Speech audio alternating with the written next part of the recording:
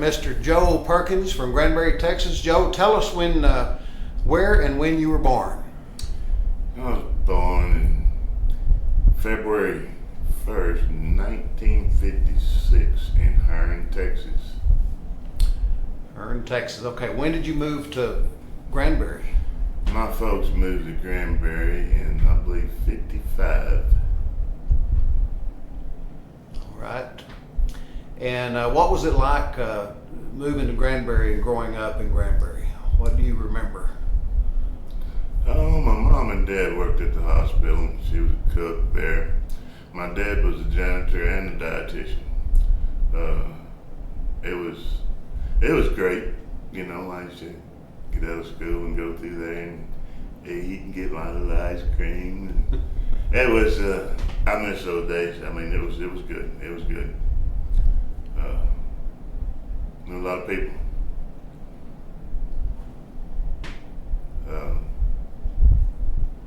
A lot of people.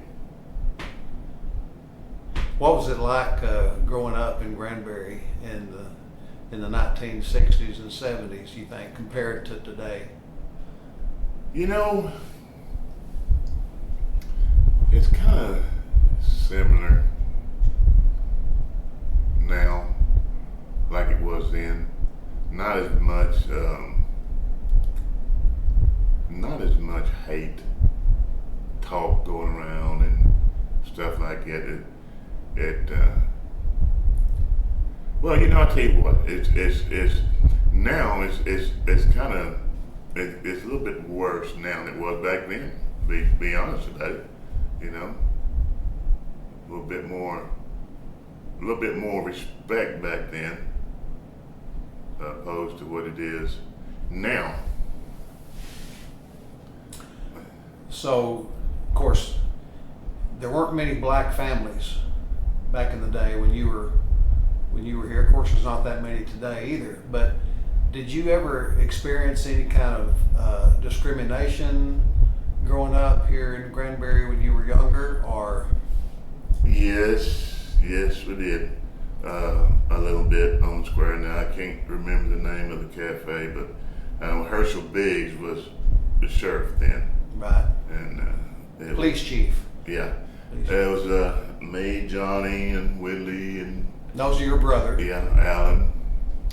And they wouldn't serve us water, so Herschel come up there and tell them to better serve these boys. All right. Well, boy, you had a friend in Herschel, right? From then on. Yeah. And then Johnny used to go to Herschel's house and help him in his garden and sit at his table and eat. Yes, sir. Wow. I guess that the name of that street there behind Easy Mart over by this side of Kathy Flint's place. Actually. Yeah. Actually, I That's think. they live right there. Mm-hmm. Yeah. Yeah. Wow. Yeah. Wow. So there. It sounds like that there were other people. The white people accepted you, and brought you into their homes and and helped you out. Mm-hmm. Yeah. Yeah. Do you know of some other people like that, like Herschel, who treated y'all good? Gosh, yeah. I mean,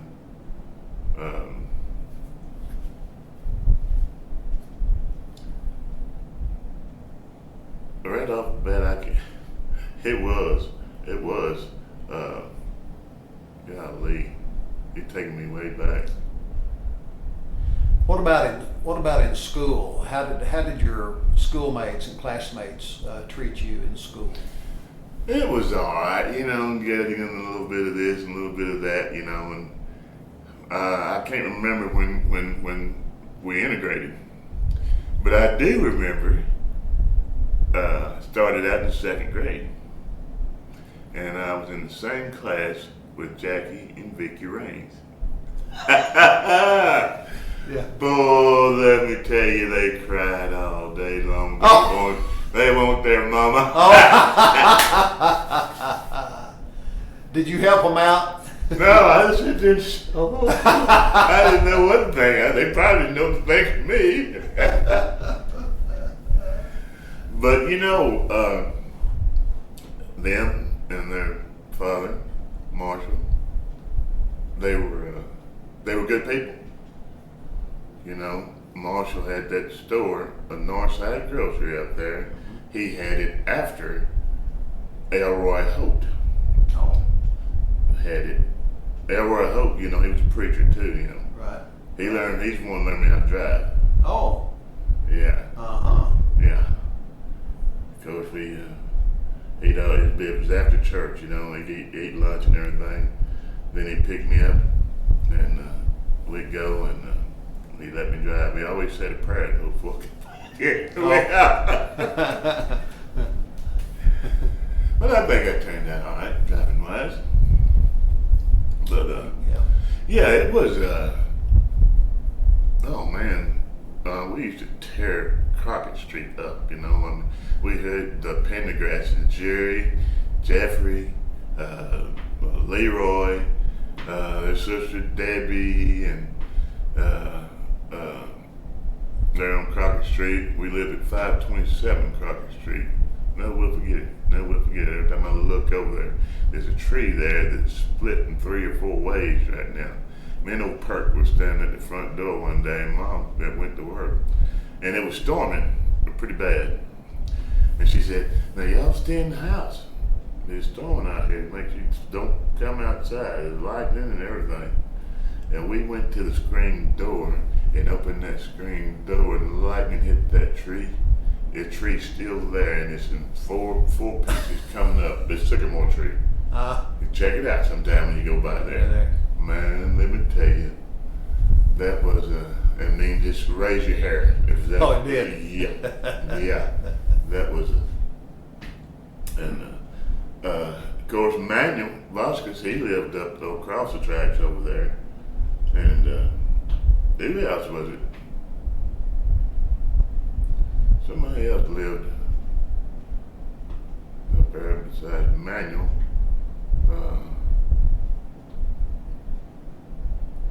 Oh gosh. so that was back when the railroad was pretty busy. The trains would come by quite often, right? And probably. Yeah. Was it hard to sleep at night when those trains were? No, we loved it. It was nice sound. We seen the passenger trains come through, stop and come through. Yes, sir. Oh, and you see passengers get out at the depot? They mostly was going west, you know, the majority of the people. We used to go over there and help with baggage and stuff. She got wagons down there and things down there now that we have pushed out. Really? Yes, sir. Really? Yes, sir. And right across the street was Sparkman.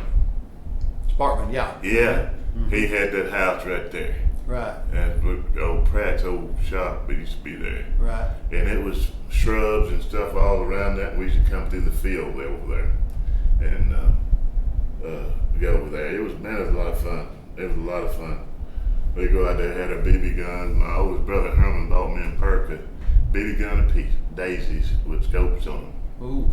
Oh man, he didn't have a chance. Because he didn't have a scope, or He didn't have a scope. What would y'all shoot? It's BB and birds and things like that. Yeah. You know, I think Perk had a BB. I think Perk had a BB up here that never came out, never could. Oh, Yeah, manual guy. So when y'all would help with the bags there at the train, would y'all get paid a little bit for that? Yeah, they give us 25 cents, 50 cents. Yeah. That's enough to go to Northside Grocery and get 2 or 3 honey buns. Oh. They had big old honey buns, man. Yeah, see, they ain't got no teeth in them. Oh. And, yeah, it was a lot of fun, and of course it was a lot of fun when my brother Herman used to come down from Fort Worth. he used to work in Texas still, and he'd come down. Boy, we knew we was gonna have a big time. We was gonna go fishing, you know, and all that stuff. Good times, good times. So where would y'all fish? In the river, and creeks and things. And that would be the Brazos River, which wasn't too. Y'all just walked down there, right? Then just walk down there, walk down the railroad track. Did you fish for catfish or just whatever, yeah? whatever want to bite. Would you eat them? Would you clean them and eat them? Yes, sir. Yes, sir. Scale them, clean them, eat them. Yeah. Catch, clean, cook. Would y'all swim in the river too? When y'all were young? Yeah, now that's the thing right there. Yeah, I was pretty young. I can't remember how old I was, but I didn't know how to swim. So Perk, Willie, and Alan decided one day, well, we'll just fix this. And the old railroad bridge, before they got rid of it, Right. the river used to come right through there, and it was real swift in there. The water come through there real swift. And they picked me up and threw my butt up there, and they're, dog fellow, do this, do this, do this. Yeah, I did. And I could swim. That's how you learned how to swim, Yeah. huh? That's how I learned how to swim. And but they wouldn't hardly never let me go because I was just, you know, slowpoke, I guess. Well, you were younger. Yeah, yeah. And we used to, after they figured out that I could do it, you know, I used to go hunting with them at night. Yeah, down the river, walking tracks down there, and Bill Stone used to live down there. And we'd go by there, and sometime Bill and Billy would go with us, you know. It's a lot of fun, man. It's just, What would y'all hunt for? man, we, coons, whatever. Yeah. It was great. Okay, so you went to school in Granbury and you were an outstanding athlete in high school, basketball, football, track. You did it all. Well, yeah, but I had some help. Old boy named Roger Enlow and people like that, you know. Yeah, they say one clear, and we clear them out. One It's clear. time that we get them. So this thing about one cliff, where'd that come from, you think? Well, I think you know where it came from, and I know where it came from. There's a man named, fellow athlete and student named Gomer Powell, Yeah, right? yeah. Eddie Powell, we call him Gomer. Yeah. One in the cliff. Yeah, one in the clear. Gosh, he was what, 6'2", Oh, he was, 6'3"? oh, at least, yeah. He was tall. Yeah, He was tall, yeah. yeah. Yeah, he was behind me. He was a backup tight end, and I remember we were up a lot of points on some team, and Coach Wilson put him in, and he scored. I think he scored 2 touchdowns, and I mean the fans went wild. The teammates, everybody just went wild in support of him scoring those touchdowns. You know, that was sad about him to hear about what happened Yeah. to him, but Yeah.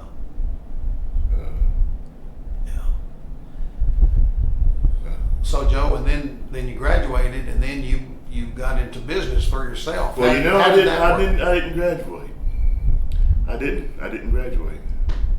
As far as I'm concerned, I graduated. I was done. My mom gave me 2 choices: either finish school or get a job. So I said, you know, I think I just want to get a job. I'm done. So what did you do? What job? What did you do? You know, I worked at one time. I helped at the nut house, washing dishes and stuff. Of course, my sister-in-law worked there, Ludine. That was my oldest brother's wife, and Emma, my sister, worked there. And then I helped Butch Orr pour concrete. Golly, I didn't even know how to use a shovel when I started helping Butch Orr. But I promise you, I learned real quick how to use a shovel working for Butch Orr. And I done all kinds of stuff, that and hall markers, cemetery markers all over the state of Texas, setting them. Me and my son learned him how to do it and all that. And then people want curbs, cemetery curbs. I said, okay. So I started pouring concrete again on my own. And that's pretty much what's going on now. But my son, he took over. He took over and doing good. So Joe, you did a lot of community service by going out in these cemeteries and refurbishing these tombstones. Yeah. A lot of times it was vandals that went and damaged the tombstones. Yeah. So yeah, that's and it was a lot of fun. I like cemeteries. Why do you like cemeteries? Peace. I mean, it's just you go inside a cemetery. If you got any kind of feelings at all, you can feel it when you go into the cemetery. It's just peace. When you come out of that gate, you'll feel that too. And it's H-E-double-L. I mean, every time. I mean, it don't make no difference. I mean, my son right now and the guys are out working at Action Cemetery right now. When I leave here, I'll go out there. And it's the same thing every time. Just like the traffic. People just on your tail all the time, especially when they're pulling out right stop sign or in red lights. You go in there, it's none of that. When you come out, there you go. So what do y'all do there? What do y'all do in the cemetery? We're right now we put down some synthetic grass for people, and because they have lots of trouble keeping their grass mowed and them blowing the stuff into the plots. They put up signs that say, please no mow. And they'll come in there and they'll just cap it and just, what was the guy's name that, at the school, the band director, this got killed here not long. Oh yeah. The piano man. Right. Yeah. Right. We done his. And we done his curb and came back and done his part, and it turned out great. And they were nice people. Matter of fact, they were friends. I told them, I said, people that like y'all, I said, I'll leave your number in my phone. So don't be surprised if I call you sometime. So, and I do. I'll call them sometimes. See how they're getting along. I've got several numbers in my phone. My goodness, man, about 200 contacts in there. Really? Yeah. Wow. Yeah. So Joe, go ahead. Oh, good. At these cemeteries, I'm sure you've run across a lot of interesting tombstones. Like I know at my wife Karen, she's buried at the cemetery there by the Comanche Peak. Rough Creek. That Rough Creek Cemetery. I was there last week. Oh, were you? Yeah. And I noticed it was real close to her, just kind of on the same row. There was a man, and it said killed by Indians. Yeah. Mr. Green, I think's his name. So you run across those kind of tombstones? If you look at Thor Springs Cemetery, they got one or two of those too, killed by Indians. Have you ever researched any of that, or No, I haven't. interested? No. Yeah. No. But I tell you what, it got me one time. This one got me shaking a little bit. Me and Raymond Gomez, who used to work for me a long time ago, we was doing some work there at Thor Springs Cemetery. And up there at Mr. Thorpe's plot, right when you come to the gate, it's got an iron fence around it. And we was down there, and we was standing this marker up, and we're gluing it back together and stuff. And Brandon said, "Man, it look like we're fixing to have a visit." There's a guy up there and looking at us down there in that plot. And I looked up there, and, yeah. And he's wearing khakis, pants and shirt, you know. Roger, I looked back up there, and the man was gone. So I told Raymond, I said, he said, "Where'd he go?" I said, "I don't know where he went." I said, "He didn't run. He didn't walk." I said, "He disappeared." I said, "I know." And I got to thinking about that, and I think Karen Nace had a picture of Mr. Tharp wearing the same khakis. It was the same man. Whoa. So I never went back inside that plot again. That ended that. That ended that. But I love cemeteries. I'm not scared of cemeteries. Yeah. You know, Yeah. I love cemeteries. But I don't know if he was mad because we was working too close around his plot or what. Interesting. Ooh wee. So Joe, the Colony Cemetery. Talk a little bit about that. The Colony Cemetery. The College Cemetery is, well, it needs mowing right now, but we're not mowing it. Too hot. Too hot and too dry. John Henry Luton called me the other day, and we was talking. I said, "Yeah," I said, "we need to get out there and mow that cemetery." I said, "Well, we're not going to do it, John Henry." I said, "It's too hot and too dry." He said, "Woo," he said, "that's a spark." I said, "Spark, we'll burn that whole place up out there." Well, the whole country down. The College Cemetery, it is, it's great. I love it. It's great. You can just kick back after everything's done, just kick back and look straight to the west, and there's Star Hollow Road, and going up that hill, you know, you can see all that stuff. You know, and it's been a bunch of new houses and things going in out there too, but that don't have anything to do with what goes on behind those gates. You know what I'm saying? Right. Of course, you know, Larry Goins is buried there, and his wife Nelda, she's also there too. She was cremated, and that's where we put her. So the Colony Cemetery is made up mostly of black, early Hood County blacks, Yeah. right? Yeah. And because that was a community. Yeah. At one time. Yeah. And you know, it was a lot of blacks that lived there. As far as I'm concerned, what's her name? But anyway, she lived in Lubbock, and she lived there. You know, when she was a kid, and she was telling me, you know, we was talking. She said, "Yeah," she said, "it might be a Indian or two."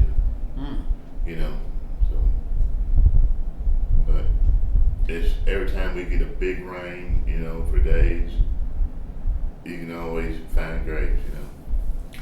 So how did that community start, Joe? You know, I guess what the deal was, they were slaves for those people that owned that ranch out there, owned that place out there, and when slavery was over with, some of them just hung on, you know, and some of them took their names and stuff, you know, the last name and thing, and most of them moved off for work and stuff. I hear a bunch of them went off to Corsicana with Waxahachie and places like that, you know. But So it was a self-sustaining community. They raised their own yes, sir. crops, and they probably had livestock there too, I guess, and Pigs and goats and what have you. And they had their own church there, and their own little school there, you know. Church and school was one. So. Now, Joe, I'd heard, I don't know if it was these people or maybe somewhere else, but in Hood County that there were a lot of blacks who helped build the square, the buildings on Granbury Square. It was mostly them. and I believe it was Tone Hightower was one of the biggest names out there, and he was a member of the Black Masonic Lodge out of Stevenville. And they buried him out there. They said it was people from miles and miles around that came in wagons to that service. So they learned masonry. They learned how to do that, and that's where those skills paid off on the building of the square, the limestone buildings on the square, right? Yeah, and I hear too that they even helped when Toller burnt down or whatever. I hear they helped Toller put back together. So, but it was when RD passed away. It had been so long. I remember going to the colony when I was a kid, and I was probably about 7 or 8 years old, something like that. Not sure, but I know my parents used to go out there and get vegetables and things, and black-eyed peas and stuff like that. But and burying RD, you couldn't, right there where they buried RD, you couldn't really go any further back than right there. I mean, it was pitiful, you know. Overgrown.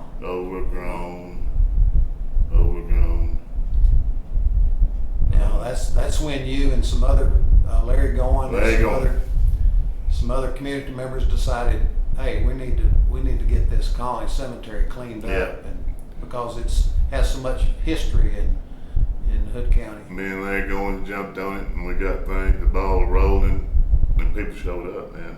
People showed up, and it worked. I mean, I love it. I love it. The right time of year. Oh, and they run cattle in there. Of course, they hadn't had any cattle in there in a while. And I've been talking to the ranch foreman,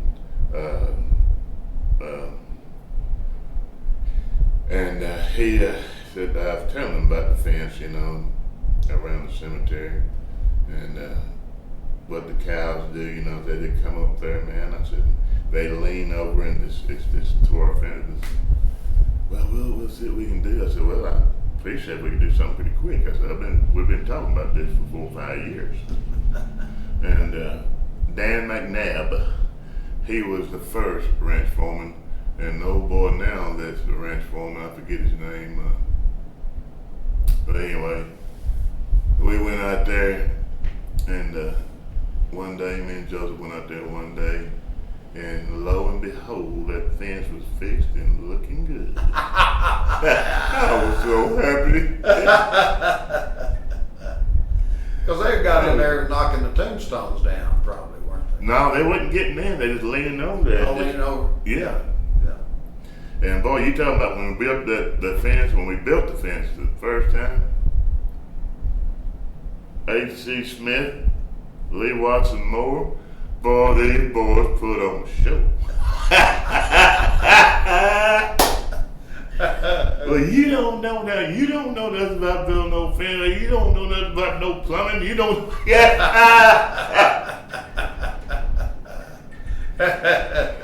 Oh my goodness. Yeah, it was a hoot, man.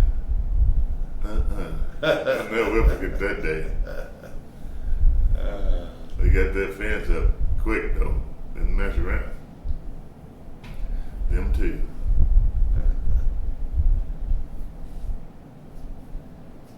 Yeah. And, Joe, were you traded growing up in Granbury for something else?